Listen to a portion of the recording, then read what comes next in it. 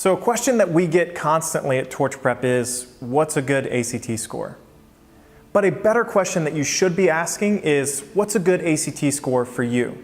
Or even better, what do you need your ACT score to do for you? Do you need your ACT score to help you get out of high school, to get into college, or win a scholarship? That's the better question.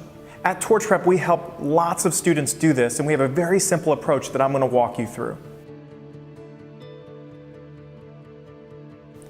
What we do at Torch Prep is we help every student define a destination score. A destination score is just a goal ACT score, the destination that you need to reach with your score by the end of high school to do whatever it is that you need to do, whether that's just get out of high school, get into college, or win a scholarship. So really, a destination score is defined by three things. First, it's your baseline ACT score. Second, it's where you stand for your desired college for incoming freshmen and their average ACT scores.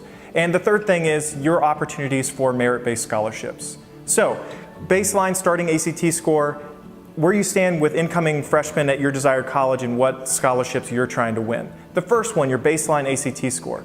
The best way to determine that is just go take the ACT. It's offered 7 times a year. You register at actstudent.org, the links are below, and you just go take it to get the experience in taking it, but also get your score and know where you are starting from. If you're worried about taking it and how that's going to reflect on you for college applications, I put a link below with a free ACT test that's offered by the ACT. It's a retired test, take it on your own, grade it, and just see where you are in a very safe way. But that's where you're going to be starting from. Really, when you have that starting score, it falls into one of 4 camps. Whether that score might be below a 21. If you're below a 21, I just have to tell you, you are at risk at not getting into most colleges because you're likely not hitting the college and career readiness benchmarks. These are benchmarks that are defined by subject at the state level and the national level. Okay, if you can't hit those with your ACT score, you're at risk at not getting into most schools. If your score is in the range of a 22 to a 25, you're above the national average, which is great. You are opening up a lot of opportunities for colleges, but the big thing that you're having to focus on there is you're likely missing out on some merit-based scholarships. Now, if your score is 26 to 30, you're in the merit-based scholarship range for most colleges, especially if your GPA is where it needs to be. But you're likely missing out on some of the elite national or Ivy League colleges. And when you're at that range, every point matters to get those scholarships. If your score is 31 to 36, then you are getting into most colleges, you're having out-of-state national Ivy League opportunities potentially, you're winning scholarships, but again, every point matters at that level. The second thing that you need to do to define your destination score is to look at where your score stacks up for incoming freshmen at your desired college. All that information is published online. A website that I love to use is collegesimply.com. Again, check the links below. You can look at any college by state and look at what the average data is for incoming freshmen. Okay?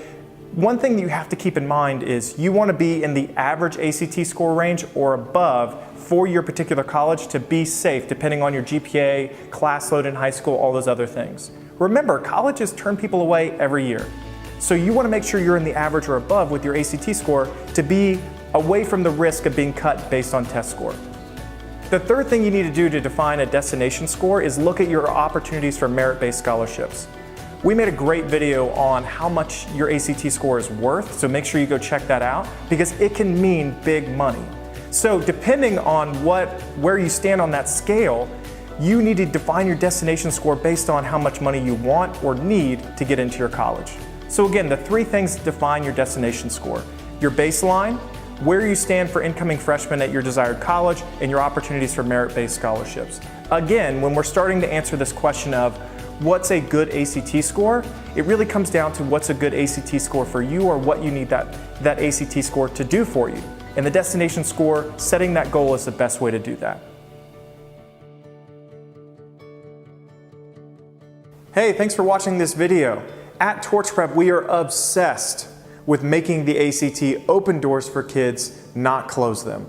So if you're interested in working with Torch Prep to raise ACT scores, whether you're a student, a parent, or an administrator, go to torchprep.com to get some information about our programs and our partnerships. Also, check out the other videos we have on this channel. There's lots of great resources to help you maximize your ACT score.